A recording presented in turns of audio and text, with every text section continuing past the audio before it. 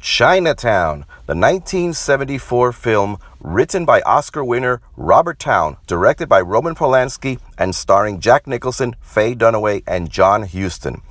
The 1970s was arguably one of the best decades in cinema history. Directors were allowed to make movies unrestrained by the big studios, and therefore allowed to display their own visions. Chinatown boasts one of the best screenplays in movie cinema. It tells its story piece by piece, flawless in its execution. You may need more than one more viewing to fully understand it. The ending is a shocker, and I, for one, hated the ending. However, the tragic conclusion turned out to be appropriate for its message, and that was what made this movie special. Writer Robert Towne says that he met a law officer who had worked in Chinatown. When Robert Towne asked the law officer what he did there, the officer said, as little as possible. Because Chinatown, in the movie, is not a place, it's a state of mind that says, do your job, get paid, but don't get involved. There are powerful people. Do as little as possible because they can hurt you. The system could get you killed. And throughout the film, there are Chinese servants and butlers and gardeners lurking in the background. They are a reminder to Detective Giddies to detach himself, not uncover anything that the powers that be want to keep hidden, or you could get yourself destroyed. So Giddies minds his own business, for a while at least. Now, if you haven't seen Chinatown, go see it, then come back to this video because I'm going to discuss major plot points. That is a spoiler alert. You've been warned.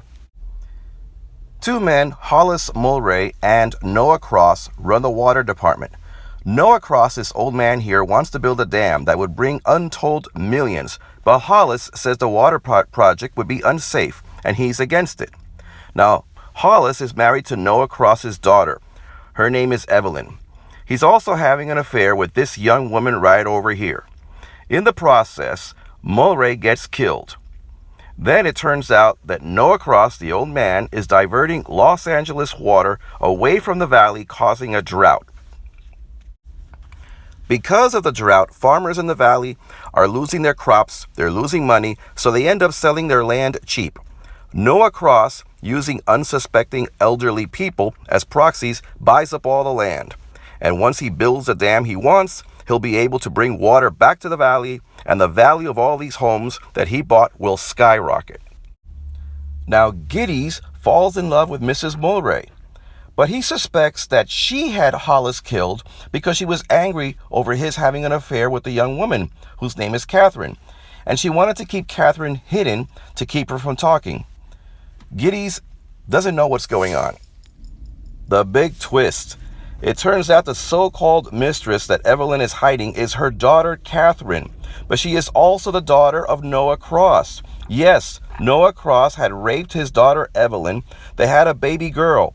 Bombshell. The film takes a sudden turn, and we forget about complicated real estate scams. Now the story is more personal and very disturbing.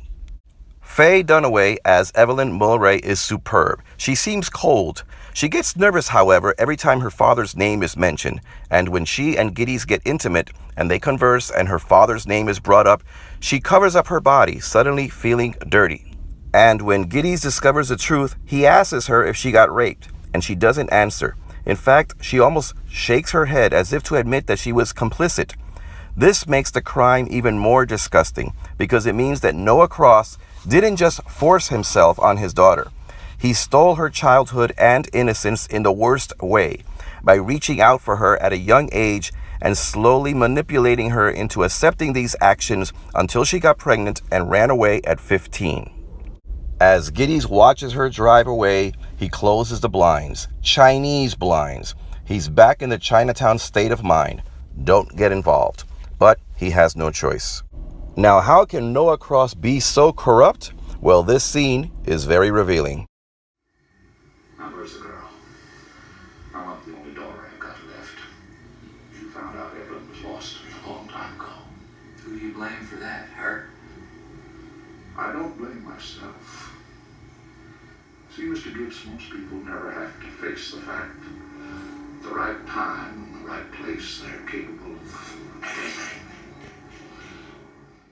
And that's the point. Power corrupts. Rich, powerful people have a sense of entitlement that the laws don't pertain to them, so they do what they want and dispose of people as they choose. And then comes the ending that even the writer Robert Towne hated. It's bleak and depressing.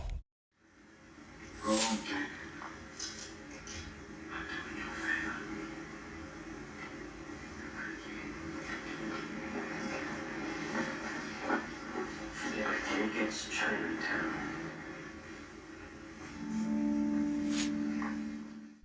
This thought that power corrupts and that the rich are untouchable, they're protected by the courts, by the laws, but also by our celebrity worship and political partisanship. This is even more relevant today. Director Roman Polanski was a Holocaust survivor. He came to the States from Europe, became rich and famous. He had a pregnant fiancée who was stabbed to death during the Manson murders. It's easy to say that this man has had his share of suffering. But then in 1975, he was arrested for giving Quaaludes and champagne to a 13-year-old girl and then raping her. He was 44.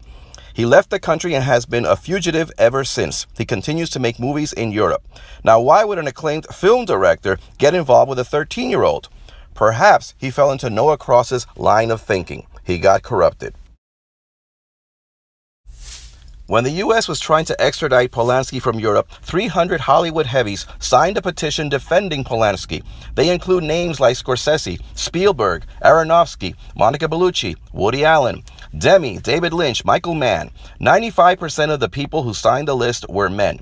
Now, Meryl Streep defended Polanski in an interview, and Whoopi Goldberg went as far as to say that yes, it was rape, but it wasn't rape.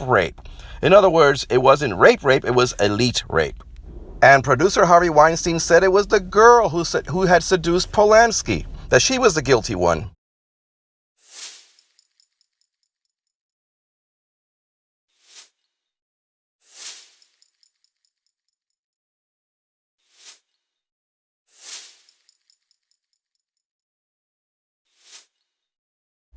The entertainment industry attracts people with low self-esteem, and then they face years of rejection. So when they end up on the casting couch, if they're lucky to get an audition, they may be asked to exchange sexual favors for a part, for an opportunity. A lot of them say no. But after years of rejection, it's very easy for some of them to say yes. They get used, some of them get tossed, but some of them get opportunities. This happens more often than you may think.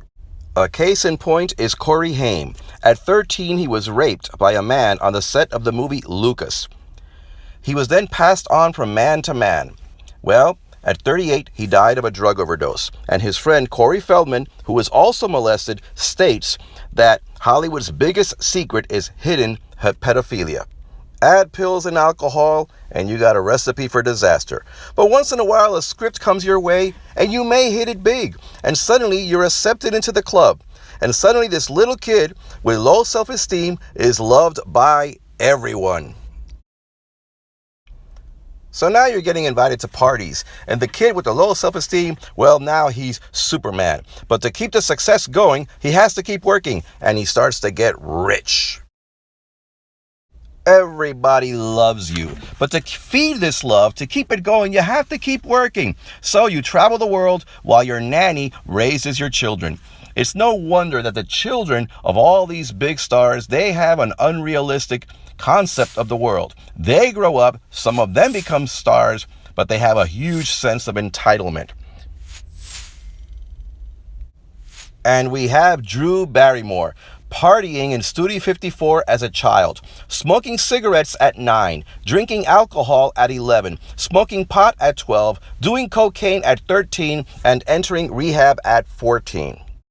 In this world, they understand Roman Polanski. He didn't do anything wrong. He just got caught. Look at Woody Allen marrying his stepdaughter. What do you say?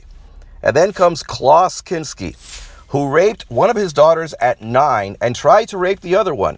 Her name is Natasha Kinski, who here at 15 was dating this man, Roman Polanski. He was 42. Stephen Collins, a TV star, confessed to exposing himself or inappropriately touching 3 underage girls, yet he says he's not a pedophile.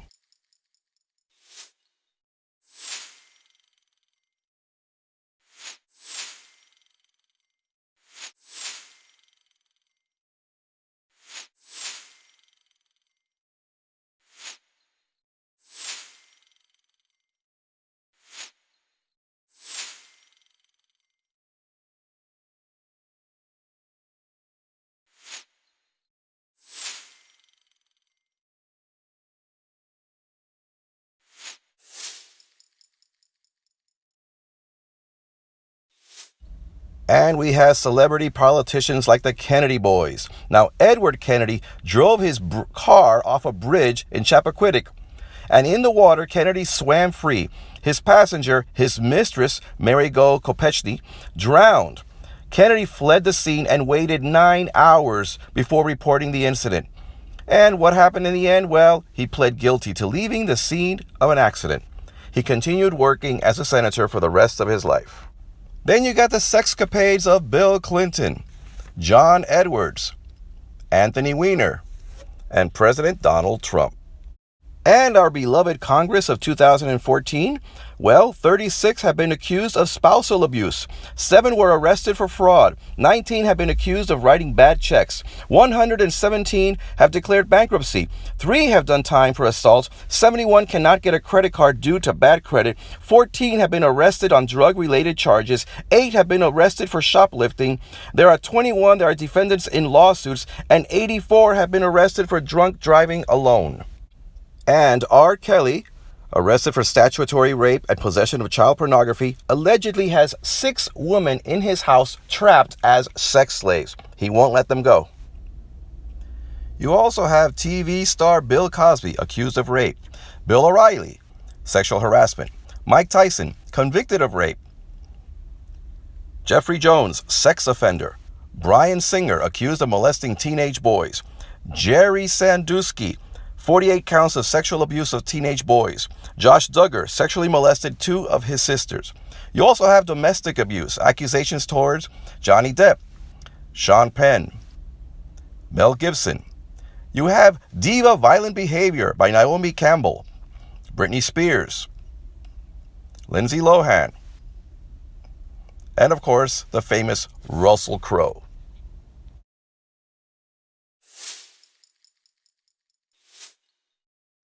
Don King stomped a man to death over $600 and did 3 years in prison. Robert Blake, accused of murdering his wife. He was acquitted. O.J. Simpson, accused of murdering his wife. He was acquitted.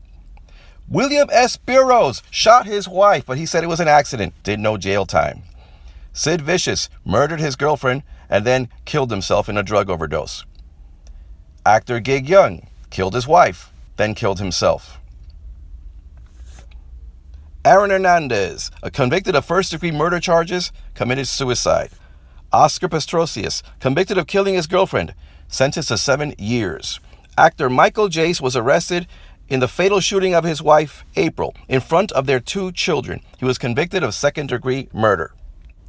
Faye DeWitt stabbed her husband to death with a letter opener. Michael Bray, who was mentally ill, killed his mother. Sons of Anarchy actor Johnny Lewis broke into the house of an 81-year-old woman, stole her place, killed her, but then he fell off a roof and died. Actor Christian Brando, son of Marlon Brando, served 5 years for shooting and killing the boyfriend of his half-sister Cheyenne. His sister Cheyenne Brando then committed suicide.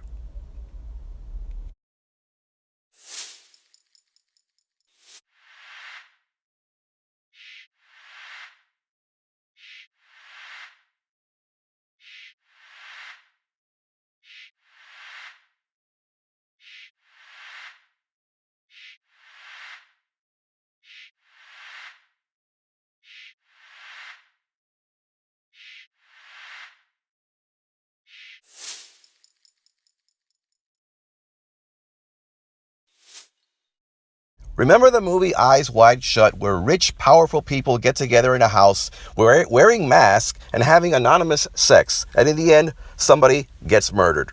Well, this happens. Band player for the band Scorpions admits that he went to a party where somebody was killed.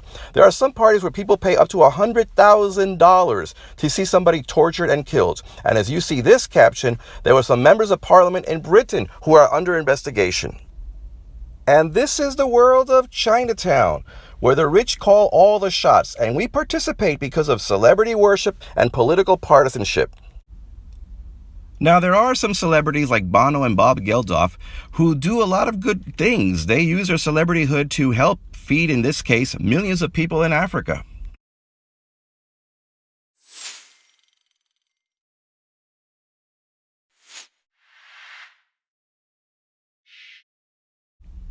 And as more and more women take prominent places in Hollywood as directors and producers, I hope that some of this behavior will die down.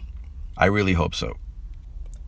Now, the social media makes all this reckless behavior more transparent, but it also feeds the beast of celebrity worship. I'm reminded of the book The Great Gatsby, where one character described his rich friends by saying, "They were careless people, Tom and Daisy. They smashed up things and creatures and then retreated back into their money, or that vast carelessness, or whatever it was that kept them together, and let other people clean up the mess they had made."